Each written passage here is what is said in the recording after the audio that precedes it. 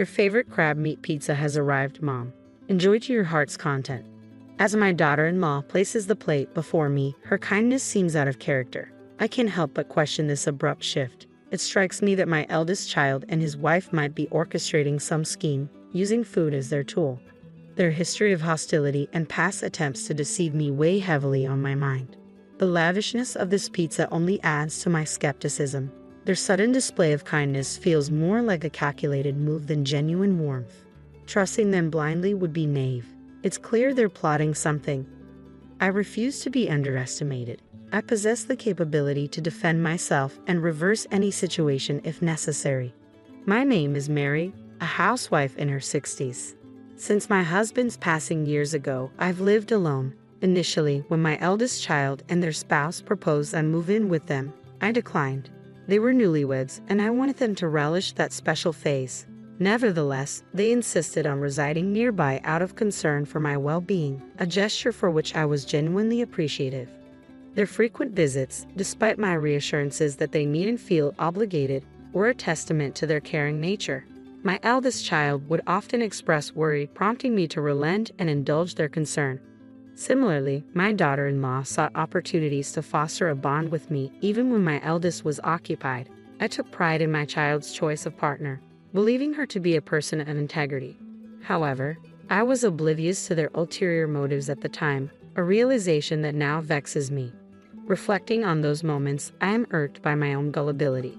Genuine kindness without hidden agendas is a rarity. I allowed myself to be swayed by their eloquent assurances, oblivious to the underlying truth. It wasn't until later that I uncovered their true intentions. One evening, they dropped by and ended up staying overnight, citing a lack of plans for the following day. Though I hesitated to encroach on their time as a couple, suggesting they return home since it was nearby, my daughter-in-law was insistent. "We're eager to strengthen our bond, so we'd like to stay," she asserted. Reluctantly, I acquiesced, offering them the guest room. This house, a creation of my late husband, holds many unused rooms since it's too large for just me. Despite its dustiness, my daughter-in-law graciously assisted in tidying up, showcasing her adeptness at housework and reinforcing my favorable opinion of her. In the quiet of night, I stirred, parched, and made my way to the kitchen. En route, I noticed the living room bathed in light. Intrigued, I peered in, finding them seated on the sofa engaged in conversation. Unable to resist the temptation, I surreptitiously listened in, inadvertently overhearing a dialogue between my eldest child and his wife. "I'm utterly drained," remarked the eldest child. "That old lady has us toiling like slaves, don't you agree?" "Just endure a little longer," the wife countered. "Once we secure Mom's inheritance, we're free. If her husband hadn't been a CEO, we wouldn't be in this predicament. It's astounding how easily she's deceived just because we're cordial to her. Mom's always been emotionally fragile. She'll likely bestow the inheritance upon us." I was dumbfounded by what I overheard. If their words held truth, then their kindness was merely a facade to lay claim to my late husband's estate. Had all their previous gestures been insincere? Every word they uttered to me were family bound to support each other, or so I thought. Why this fixation on the inheritance? I couldn't discern any financial troubles on his part, but perhaps he's entangled in dire straits unbeknownst to me. What drives them to such lengths for an inheritance? Is it solely for monetary gain? The behavior of the couple left me pondering, perplexed by their motives. I resolved to confront them about their recent conduct. Through inquiries within the neighborhood and among acquaintances, a startling revelation surfaced. Both of them were deeply entrenched in gambling, having accumulated an overwhelming debt far beyond their means to repay through conventional employment. It dawned on me why they were so desperate for the inheritance. My late husband had bequeathed a substantial portion to our eldest child, albeit less than what I received, yet still a sizable sum. They had recklessly squandered it, plunging into insurmountable debt. Their kindness, it seemed, was merely a guise to secure the inheritance from me. Following this discovery, I grew wary of their intentions. "Do you require any assistance, Mom? We're here to lend a hand," my daughter-in-law inquired, her words ringing hollow in light of the unsettling truth. "Your favorite crab meat pizza is here," my daughter-in-law announced cheerfully as she placed the plate before me. "Mom, eat as much as you want." Her sudden kindness struck me as odd. I couldn't help but question this abrupt change. Suspicions gnawed at me. It seemed my eldest child and his wife were orchestrating something, perhaps using food as a guise. They had a history of hostility and deceptive acts, so their newfound warmth raised red flags. It was clear to me that something wasn't right with this extravagant pizza. Their niceness felt contrived, and I couldn't shake the feeling that they were up to something. I refused to be underestimated. Despite being a housewife in my 60s, living alone since my husband's passing, I was not without my own strength. When my husband died, my eldest child and their spouse had offered for me to move in with them.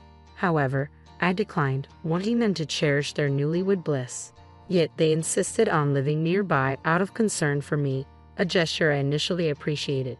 Their frequent visits, despite my reassurances that they made me feel obligated, only fueled my suspicions. But it wasn't until one fateful night that my doubts were confirmed. They stayed over, claiming they had no plans for the next day. I suggested they return home since it was close by, but my daughter-in-law insisted they stay to deepen our relationship. Reluctantly, I agreed, offering them the guest room. In the dead of night, I caught them conversing in the living room. What I overheard shattered any remaining trust I had in them. They spoke callously about me, about their plans to secure my late husband's inheritance. They had squandered their own fortune on gambling debts, leaving them desperate for money. Their kindness towards me was a ruse, a means to an end. From that moment on, I kept my guard up. When my daughter-in-law extended hollow offers of help, I politely declined, wary of their true intentions. Their subsequent attempt to confront me about a supposed new love interest only reinforced my skepticism. Their concern was a thinly veiled attempt to maintain control over my finances, and I refused to be manipulated any longer. I could see right through her facade. It was clear she was only concerned about protecting her inheritance. Yet my daughter-in-law continued to play the role of the caring daughter-in-law, never revealing her true intentions. That's acceptable for now, I thought. The true nature of my eldest child and their spouse will be revealed in due time. All witness their true selves when the moment is right. And that moment arrived sooner than anticipated. "Happy birthday, Mom," exclaimed my eldest child, presenting me with a bag from a fancy pizza establishment. Inside were an array of pizzas, including my beloved crab meat pizza. "Thank you, but let me handle these," I insisted, prepared to start plating them. "No, Mom, today is your day. Sit back and relax. I'll take care of it," declared my daughter-in-law. She whisked the bag away to the kitchen. My eldest child followed suit, offering assistance. Despite their seemingly genuine efforts to celebrate my birthday, I remained wary. Something was amiss. As I contemplated their motives, they returned with plates in hand. Before me sat a steaming slice of crab meat pizza. "Here's your favorite, Mom. Enjoy," my eldest child affirmed, echoing their spouse's sentiments. To an outsider, it might have seemed like a joyous birthday celebration, but I knew better. There had to be something sinister lurking on that plate. I refused to be fooled. Their excessive kindness raised suspicions that couldn't be ignored. With my husband no longer by my side, I understood the importance of protecting myself. I vowed never to place my trust in them again. They would soon rue the day they attempted to deceive me. "Well, it certainly appears appetizing, but my tastes have evolved recently. I find myself drawn to the foie gras on your plate," I remarked, reaching for my eldest child's dish. They tried to intervene, but I feigned ignorance, questioning, "Is there a problem? You know, I've developed a newfound appreciation for foie gras. And if memory serves, you used to enjoy crab meat too, didn't you?" I suggested we share both dishes, observing the sudden pallor that washed over my eldest child's face. It was evident that they had schemed to manipulate me by tampering with my favorite pizza. Their reluctance to indulge confirmed my suspicions. "But it looks so tantalizing. Won't you have a taste?" I prodded, watching as their facade crumbled under the weight of their deceit. With resolve, I reached for a slice of the crab meat pizza and offered it to my eldest child. Reluctantly, they took a bite, their expression tense as if anticipating the aftermath. Daughter-in-law glanced at them, her concern evident in the pallor of their face. "You seem a bit off color. Perhaps the pizza didn't agree with you, Mom," she suggested, her voice tinged with apprehension. "Considering how your husband is feeling, maybe it's best to call it a night and prepare something different," she added, her panic palpable. Sensing daughter-in-law's desperation to end the meal, I countered, "But your son doesn't appear well either. It's safer for you to stay the night." Despite her attempts to deflect, insisting they leave, her words faltered, betraying her desire to depart. It was clear she was eager to make a swift exit. I always thought that for a couple attempting to deceive others, they're remarkably inept liars. They unravel at the slightest hint of unpredictability. I mused to myself as I observed my eldest child. Suddenly, something peculiar occurred. After a few moments, with a resounding thud, they collapsed to the ground. As I approached, I realized they were deeply asleep, likely drugged with a sleeping pill. Oh, couldn't keep your eyes open, could you? Must have been exhausted, I remarked, tilting my head in feigned innocence. Daughter-in-law's frustration boiled over. Enough. Why won't things go according to plan? Today was supposed to be crucial, she exclaimed, slapping my eldest child's cheek in a futile attempt to rouse them. But they remained unconscious, oblivious to her distress. I stood in stunned silence as daughter-in-law's facade crumbled before my eyes. Disregarding my presence, she began to confess. I had been pretending to be the dutiful daughter-in-law, all in hopes of securing the inheritance to clear our debts. Today was meant to be the final step. We planned to incapacitate you and steal your banking card. But nothing went as planned. It's your fault, she accused, her glare piercing. Their scheme to drug me and steal my banking card under the guise of a birthday celebration was truly deplorable. I couldn't stoop to their level, so I decided to confront them head-on. I've known all along that your kindness was just a front to get to my money. That's why I kept my distance and declined your offer of pizza, I revealed, watching as daughter-in-law's expression shifted from shock to disbelief. It was clear she had underestimated my awareness of their deceit. How foolish they must feel for thinking they could deceive me so easily.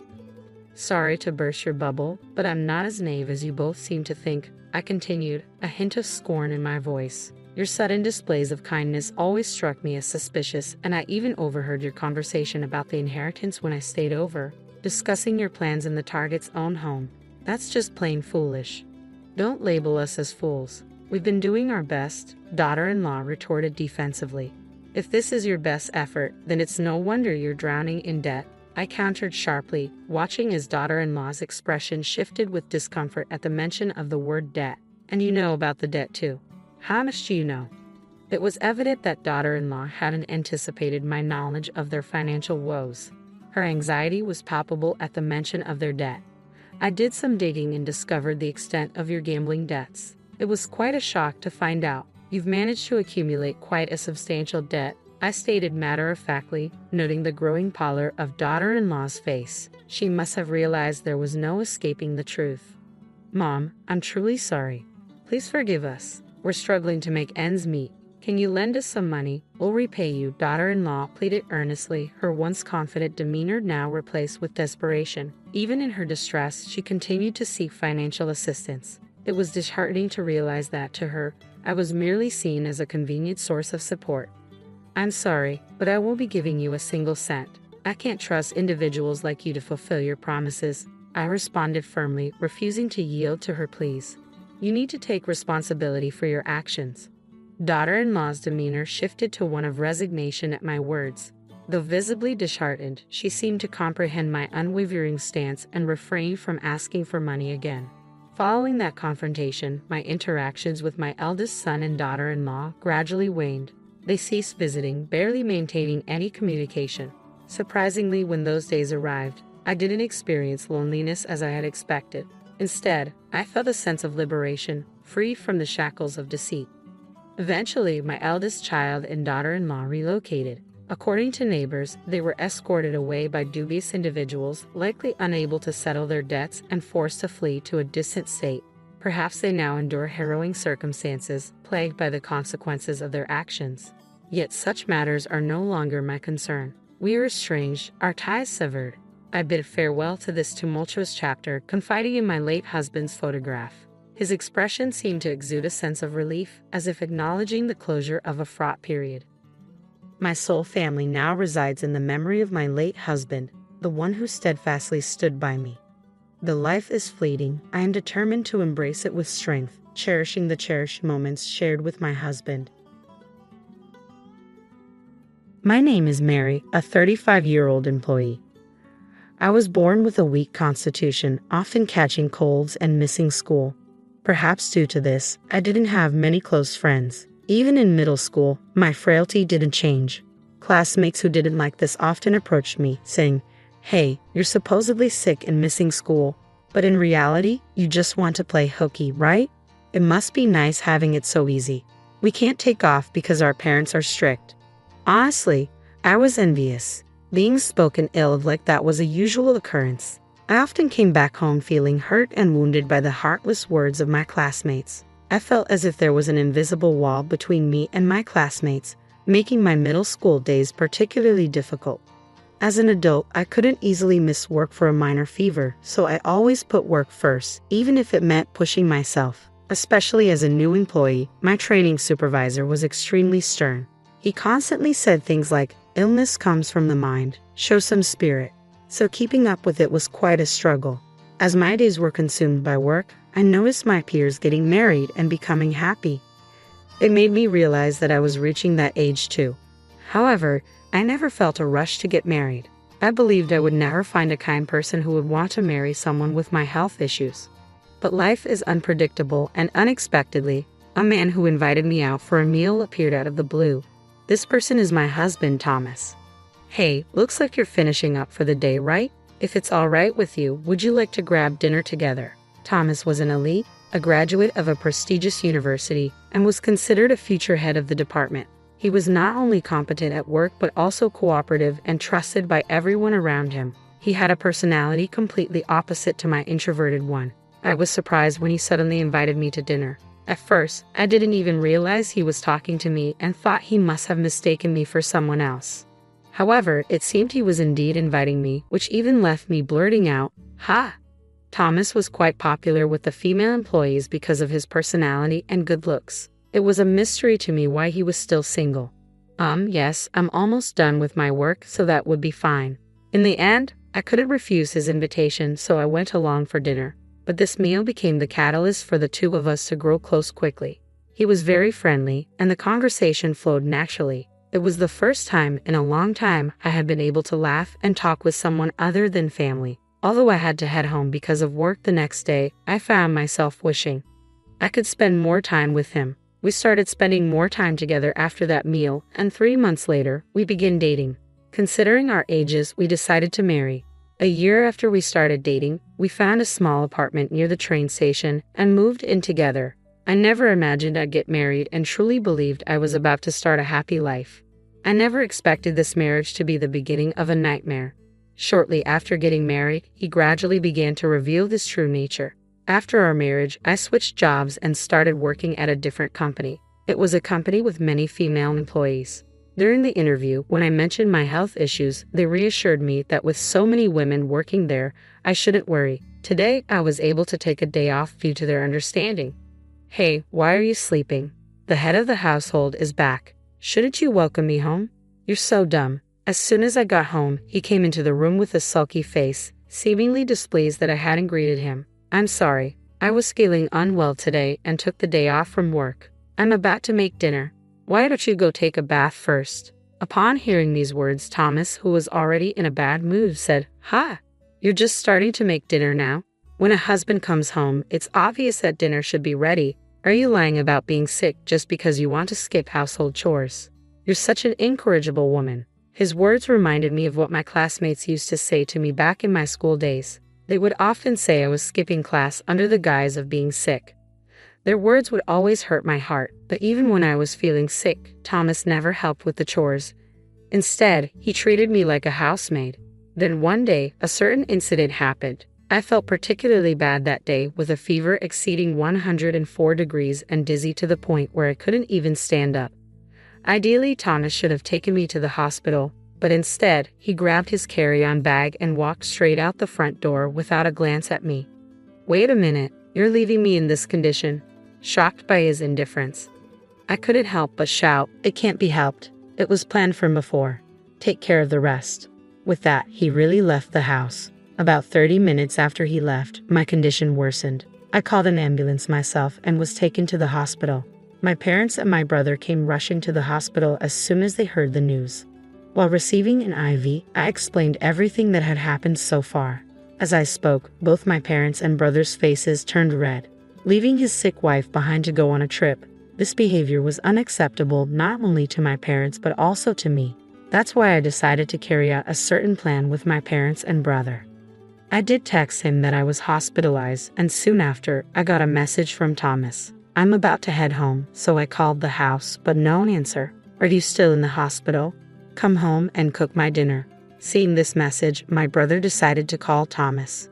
Surprised by the sudden call from my brother from my phone, Thomas assumed it was me and started talking arrogantly.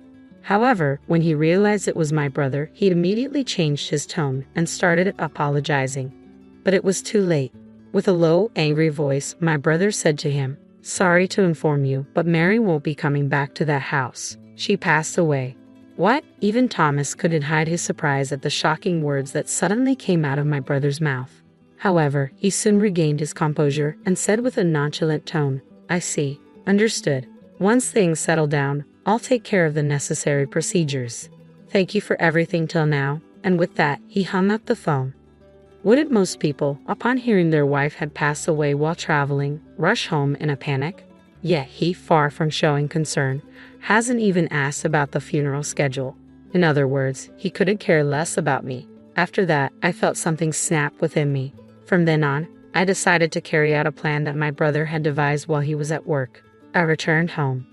I deliberately cleaned up the messy room until it sparkled, folded the laundry that had been hung up, and put away the dishes, taking great care not to drop a single speck of dust. During that time, I checked things like the drains and toothbrushes. After doing this a few times, my brother received a call from him. "Hey, it's rare for you to call. What's up?" Although he spoke calmly, my brother's eyes were smiling. He probably knew he would get a call. Unaware of this, he said over the phone, Can I ask you something? Did you go into my room while I was out?" "Into your room? No, I didn't go in. Why would you ask that?" Perhaps even he, as insensitive as he is, found it eerie that the room was constantly sparkling clean, so he thought my brother was entering the room and called to confirm. The thing is, the room that was messy until this morning is incredibly clean. When I returned home, the trash on the floor was thrown away, the laundry is folded. Something is weird. "Did you come to pick up Mary's stuff?" Speaking with a tremor in his voice, my brother replied, "Oh, come on, there's no way I'd do that. I never got a spare key to your room for my sister when she was alive, and our mom has been too busy with work lately to visit you there, Thomas. You must be tired to think this way." Although it was my brother who planned it, I was the one carrying it out. Even for my brother, it was impossible to enter the room without permission. Therefore, in legal terms, it's still me, his wife, who was doing this. I, who was listening to the conversation next door, had a hard time not bursting out laughing. "If your room was ransacked, I could understand. But it's clean. Is there a problem with that?" No, that's not it." It seemed he had something he didn't want to say. My husband fell silent. A few days later, there was another call from him to my brother's cell phone. Apparently, strange things continued to happen after that, so he consulted with the police. However, the police officer did not take his story seriously. Because if things were missing, they could understand. But when he explained that the rooms were sparkling clean, the laundry was folded, they laughed and said, "Are you living alone? Maybe your mom came from your family home and cleaned up your room? Or did you forget that you cleaned up while you were drunk? Anyway, since nothing is missing, you should be grateful." That's unfortunate, but as the police officer said, nothing is missing. That's a good thing, right? Maybe Mary's spirit is lingering in your room, cleaning it up while you're away. Upon saying this, he seemed to take it seriously and hung up with a trembling voice. Eventually, considering the potential nuisance to others, I decided to reveal myself to my husband. One day, timing it perfectly with my husband Thomas's return, I entered the room to find him asleep on the sofa, his face flushed red. He might have come back from a drinking party, or maybe the alcohol helped him sleep better. The table and floor were strewn with cans of beer. It seemed like he had fallen asleep in his drunken stupor. Seeing him fast asleep and snoring, I decided to carry out a special surprise. I had in mind, what's going on? Thomas suddenly jumped as the light, which he thought had been turned off, suddenly switched on. Seeing me, whom he believed had passed away based on the information from my brother, he let out a gasp. Ariel, a ghost, an adult man, saw me and immediately yelled that I was a ghost, tears welling up in his eyes as he stared at me. I'm sorry. I didn't attend the funeral. I promised to pray for you, so please rest in peace." He mumbled these words while putting his hands together, trembling. "Look carefully. I've got legs, right? I'm not a ghost. I'm very much alive." Confirming the existence of my legs, he turned red with anger, this time glaring at me with a terrifying expression. What the hell do you think you're doing? Do you think this is acceptable? Plus, you've even involved my parents. Unforgivable. I'll take legal action against you for this. Yes, against the outburst. I was about to execute the real surprise. Suddenly, my mother, who had been waiting outside the entrance, went to call someone. The moment he saw the person, Thomas, who had been red with anger just a moment ago, turned pale and began to sweat profusely. What's wrong? You're pale and sweating. Are you feeling unwell? Maybe you should go to the hospital. It was understandable why his complexion was poor, because the person standing in front of him was someone he had recently traveled with.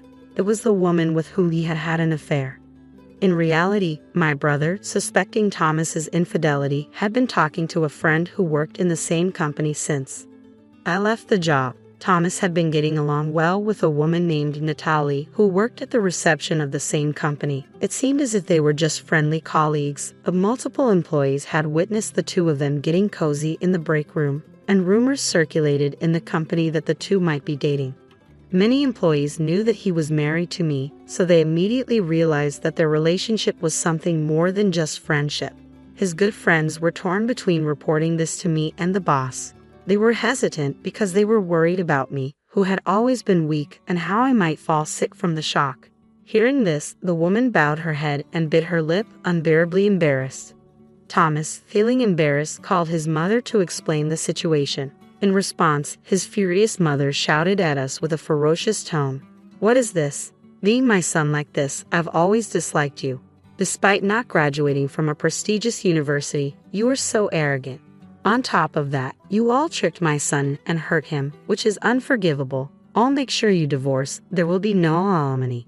Whether it was because she had been shouting or not, she was taking heavy breaths, her shoulders heaving up and down. Of course, if she didn't know the situation, it was only natural for her to be upset, thinking we were bullying Thomas one-sidedly. However, my father spoke calmly, explaining the whole situation to my fuming stepmother. The first time she heard this, she had a look on her face that said she could hardly believe it.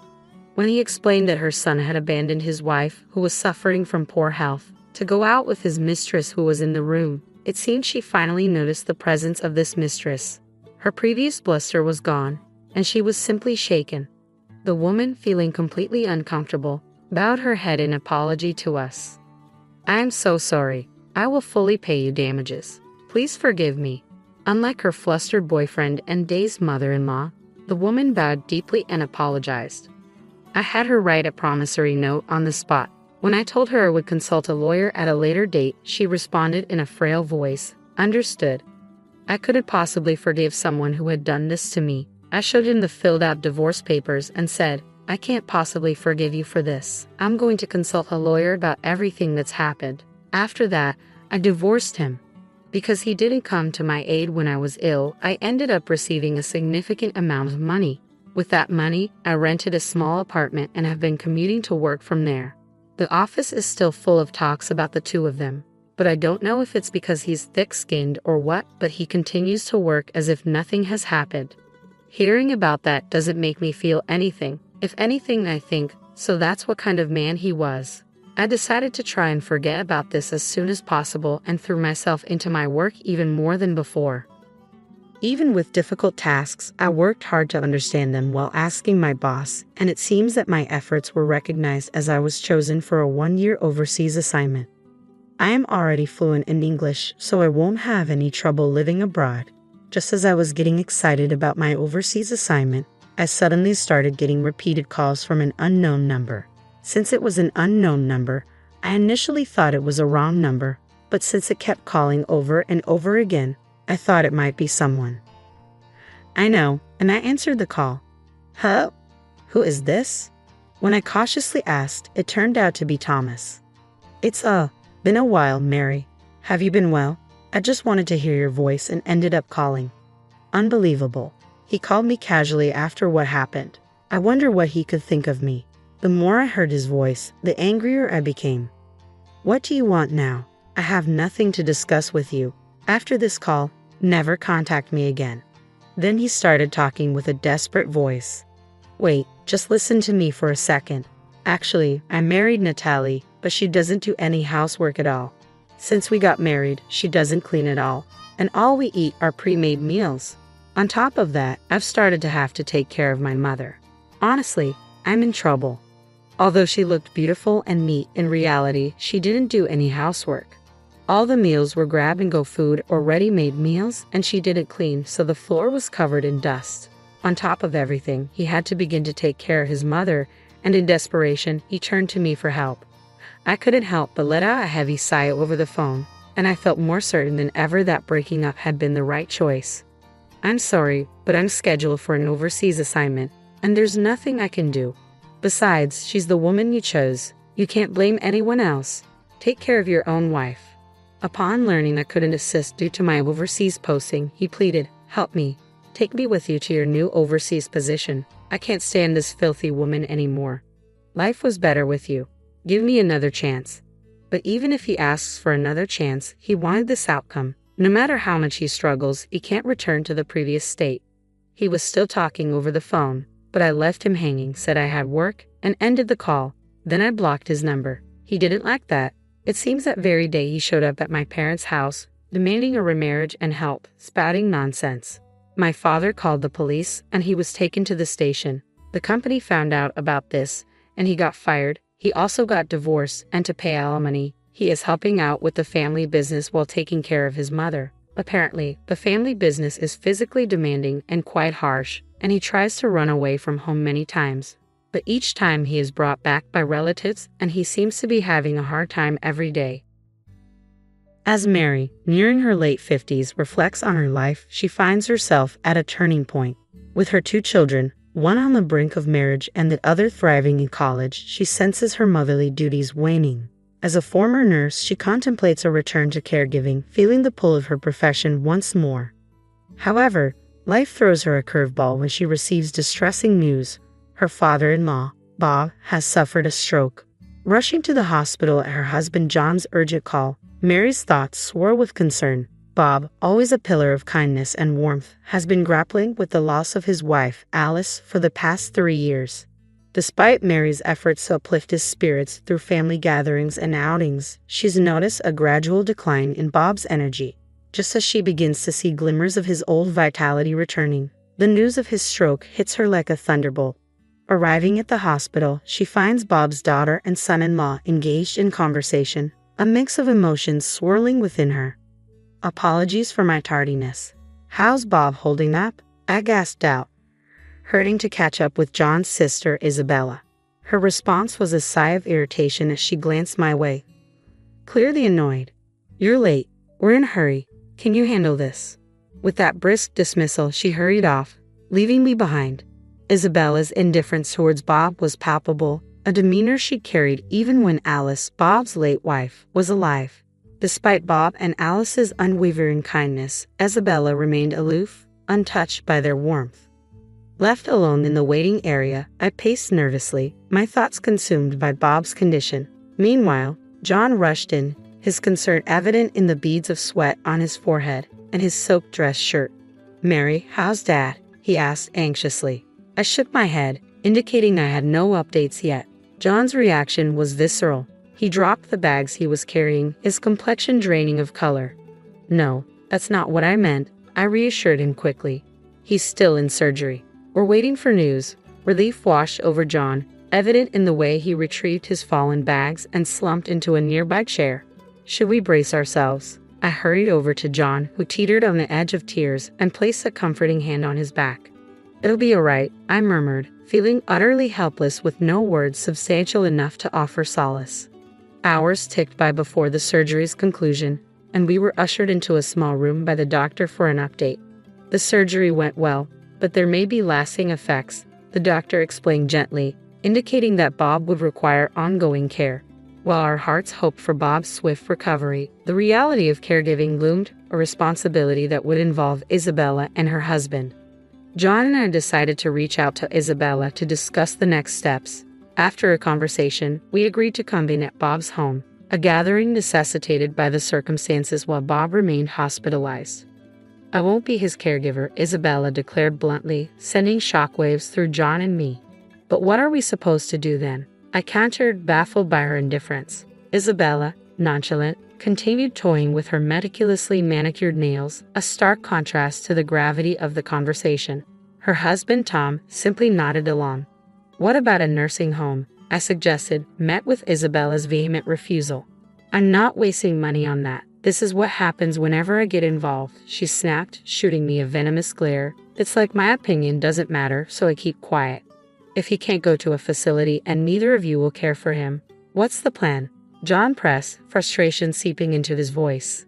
"That's why you should handle it. I don't want some burden in my home," Isabella chuckled callously, pushing me to my breaking point. "Enough. He's your father, for heaven's sake," I snapped, my patience wearing thin. "I don't care. Why am I expected to bear the responsibility just because he's my father? He's John's father too. I've been saying you two should handle it." "I don't have a response to that. We'd love to care for him at home, but our house isn't equipped for it," I explained, feeling the weight of reality pressing down. "There are too many obstacles, stairs, uneven floors. To bring my father-in-law here, we need significant renovations and we simply can't afford it." "Mary, you're trained in caregiving, aren't you? It shouldn't be a big deal," Isabella remarked smugly, her tone grating on my nerves. John shared my frustration, and we silently agreed to table the discussion for now, retreating from his parents' home. "What's our next move, Mary? You mentioned considering a return to caregiving," John inquired, his concern evident. "It's not just about the job.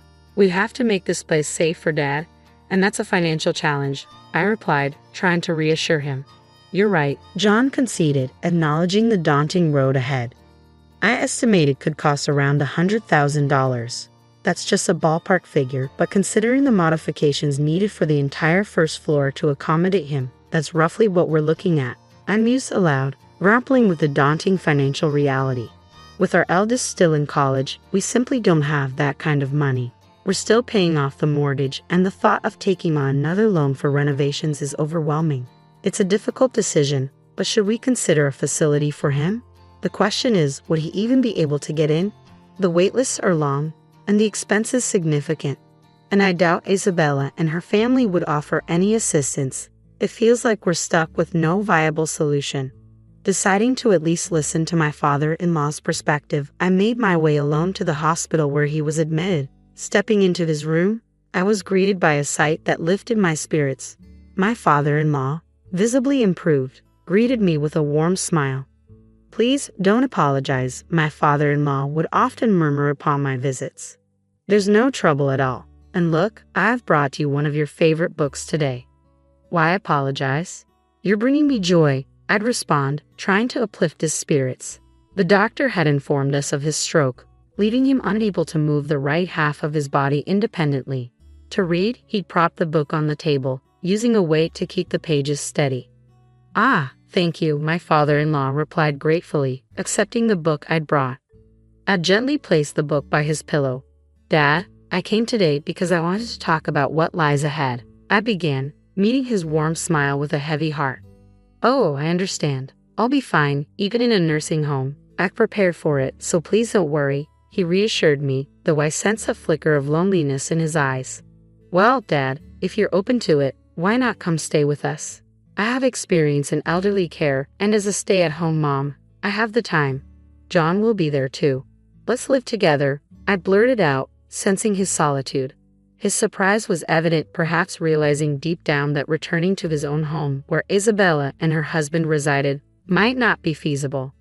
I couldn't shake the feeling that they'd view him as a burden, ultimately leading to a nursing home.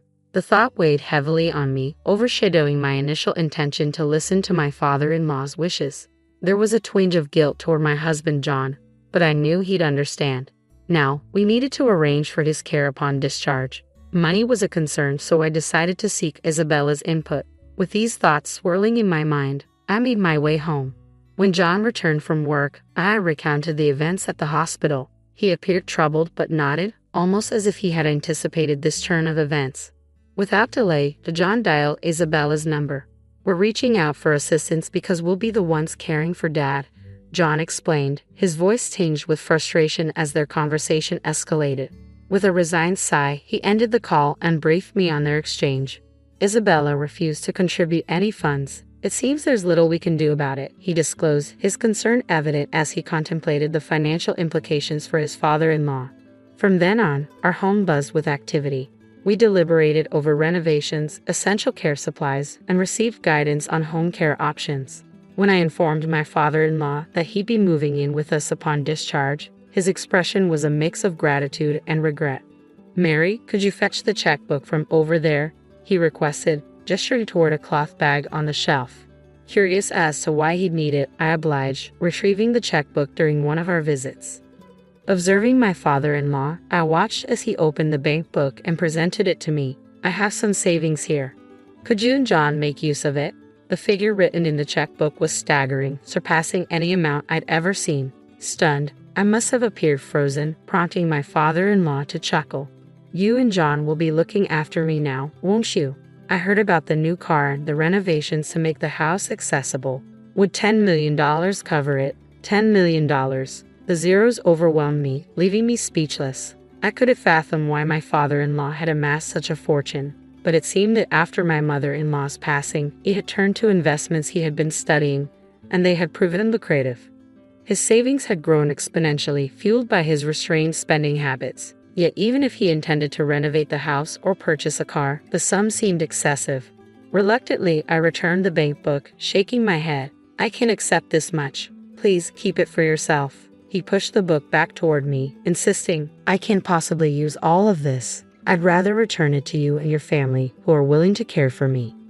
Once again faced with the returned bank book, I stood my ground. "I really can't accept such a large sum," I insisted firmly. After a brief pause, my father-in-law proposed, "How about $1 million?" Realizing the impasse, I managed to negotiate a compromise, settling on a reduced amount of $100,000. Though he seemed reluctant, he agreed, and for the time being, that seemed satisfactory. As we were in the midst of this exchange, Isabella suddenly appeared, catching us off guard. Quickly, I stashed the bank book back in its place. Seeing my hurried actions, Isabella's brow furrowed in concern.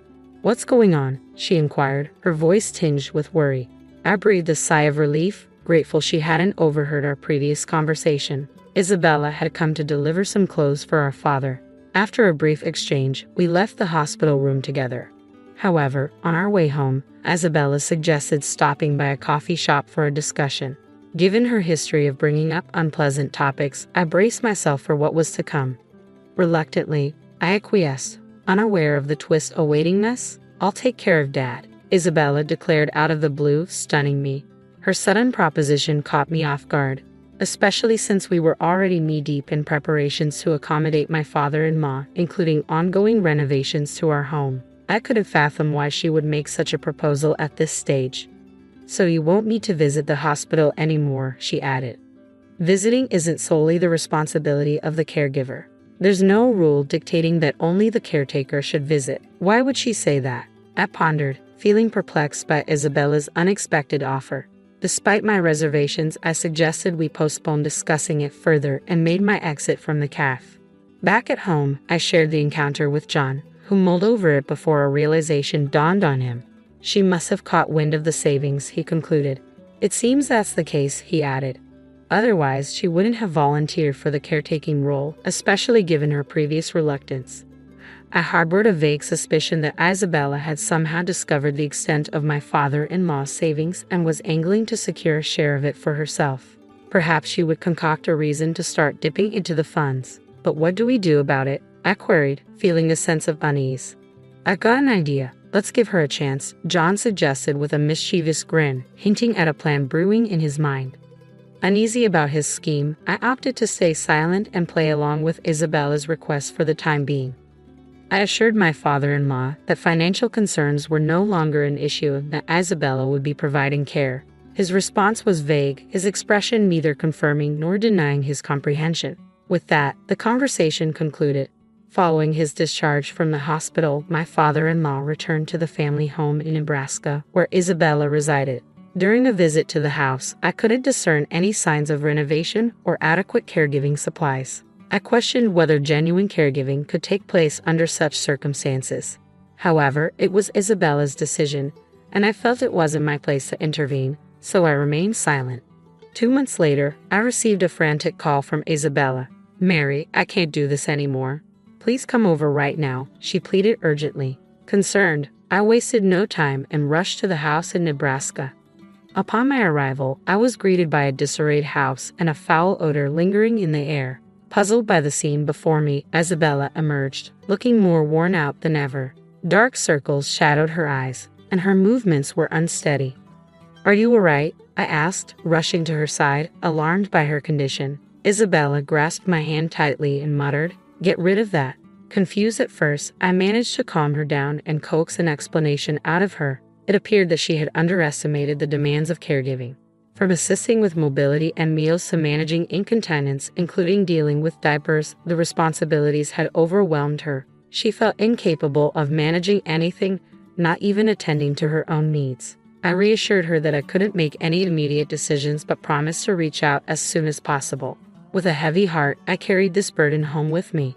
"It's been 2 months already." "Impressive," John remarked, glancing at the calendar. It seemed he had anticipated this turn of events. He suggested we pick up my father-in-law on his next day off, and I readily agreed. A few days later, as we arrived at the family home in Nebraska, my father-in-law was already packed and prepared to depart. Relief washed over me knowing we could finally bring him home. Just because I endured for 2 months and used to live here doesn't mean I don't deserve compensation. "I think $5 million sounds fair," Isabella declared suddenly as we were assisting my father-in-law into the car. I froze in disbelief. John, too, was taken aback, turning to face Isabella with a mixture of surprise and dismay. But she remained unfazed, sporting a smug expression. "Isabella, what on earth are you talking about?